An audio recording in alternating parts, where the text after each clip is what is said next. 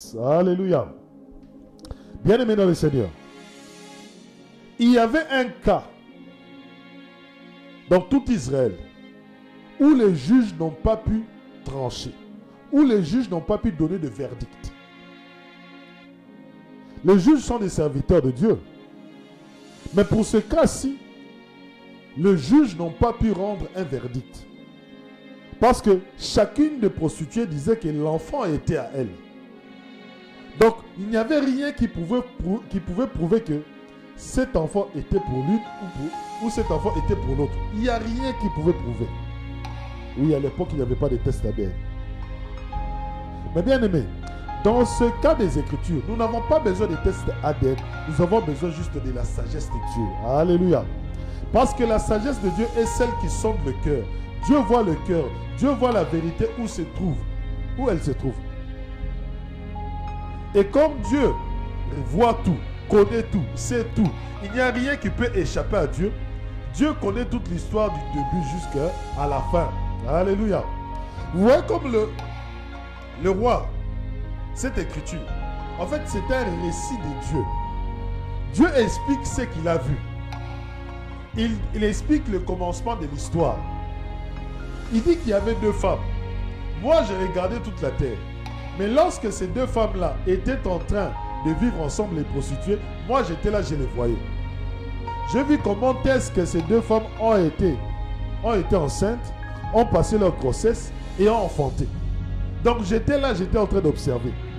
Mais quand j'ai observé, j'ai vu que l'une des prostituées, son fils est mort malencontreusement, par une erreur, non, par juste une petite inattention, l'enfant est mort.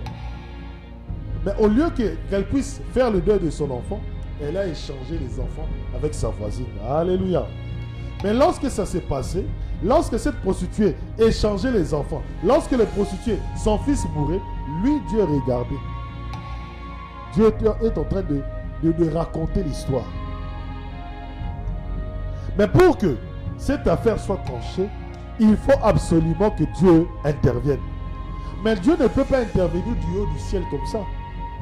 Il doit utiliser un être humain. Or, tous les juges n'ont pas pu trancher parce que les juges ont une certaine sagesse. Ils ont un niveau de sagesse. Mais pour ce cas-là, il a fallu une autre sagesse, c'est-à-dire une autre dimension de la sagesse.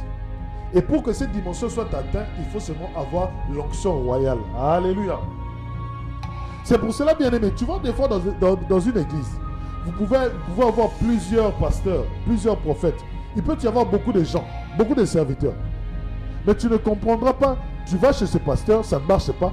Mais tu vas chez un autre pasteur, ça marche. Tu te dis, mais ce sont des serviteurs de Dieu. Comment est-ce que celui-ci, lui, n'a pas pu trouver la solution? Mais celui-là, il a pu trouver la solution. Et tu vas te dire, non, tu vas blâmer le pasteur, tu vas dire que non, c'est un faux pasteur. Non, bien aimé, ce n'est pas un faux pasteur. Les juges qui ont d'abord commencé par recevoir cette plainte, ce ne sont pas des faux juges. Ce sont des juges qui ont la sagesse de Dieu, qui sont loin par Dieu, établis par Dieu. Mais pour cette situation-là, il a fallu avoir un roi qui a la sagesse royale, la sagesse divine en lui pour trancher le problème. Donc quand tu vas chez un serviteur et que ça ne marche pas, tu dois te dire non, ce serviteur, son onction ou sa sagesse n'est pas fait pour ce problème. Alléluia.